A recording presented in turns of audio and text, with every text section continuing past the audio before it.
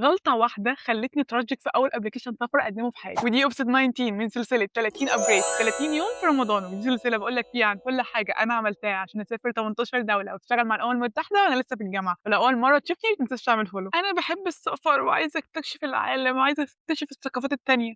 طب ما أنا باحب السفر، وأنت بتحب السفر، وهي كمان بتحب السفر، وماما بتحب السفر، ومتأكدة إن عيلتك كلّها بتحب السفر.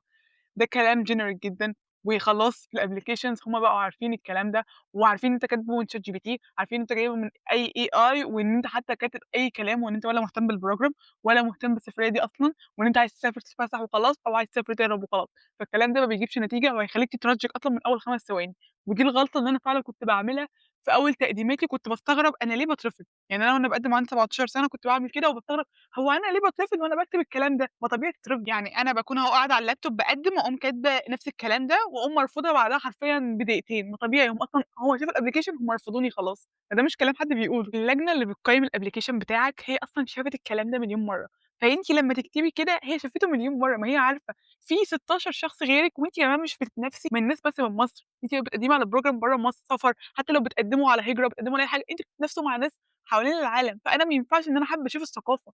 أوكي، لو أنت حابب تشوف الثقافة خلاص اشتغل وروح سافر سياحة، اعمل كده فعلًا، لكن ده مش في الprograms التطوعية، مش في الشغل، ده مش بنقول كده خالص. الapplication مش بس بيسألك أنت ليه عايز تروح هناك، أنت لازم تتكلم زي ما اتكلمت معاك في أول حلقة من سلسلة رمضان في الmotivational letter، أنت أصلًا إيه اللي عملته قبل كده، إيه اللي أنت عملتيه قبل كده، وإيه اللي هتعمليه لمّا تروحي هناك، وإيه اللي هتعمليه بعد كده، لكن مش تقولي لي أصل أنا باحب الculture، أصل أنا عايزة أجرب الأكلة دي، يا ستي هتعمليها وأنتِ هناك، بس مش ده اللي إحنا بنقوله. الغلطة دي أنا وقعت فيها كتير جدًا، مش باقول إن أنتِ غلط أو أنت غلط، أنا برضه وقعت فيها، وبجد لسه باقع فيها في الشغل. لمّا بابُص كده بدأت إن أنا أبُص على الapplication بتاعي قبل بجد ما أبعته. أنا عارفة إن إحنا بنكسّل، وإن في بنبعت على مليون حاجة، فرص كتيرة، بس ده بجد هيخلّيك تترفض من أول 5 دقايق.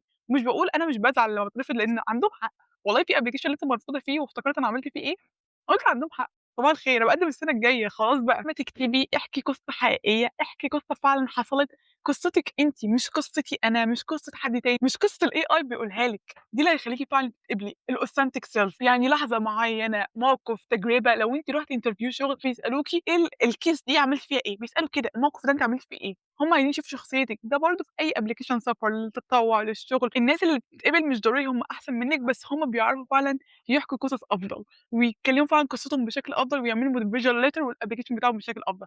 فاتفرجي برضه على الحلقة اللي فاتت كنت باتكلم فيها عن مهارة مهمة جدًا وهي الcommunication، إزاي تقدمي نفسِك أكتر، وقولوا لي في الكومنتات لو عايزين أعمل لكم videos أكتر زي دي. افتكري على طول إن خير الناس أنفعهم للناس، فابعتي الفيديو ده لأصحابك اللي ممكن يستفادوا فعلًا، وما تنساش تعمل follow عشان تتابع كل الحلقات، وأشوفك في episode جديدة. باي باي.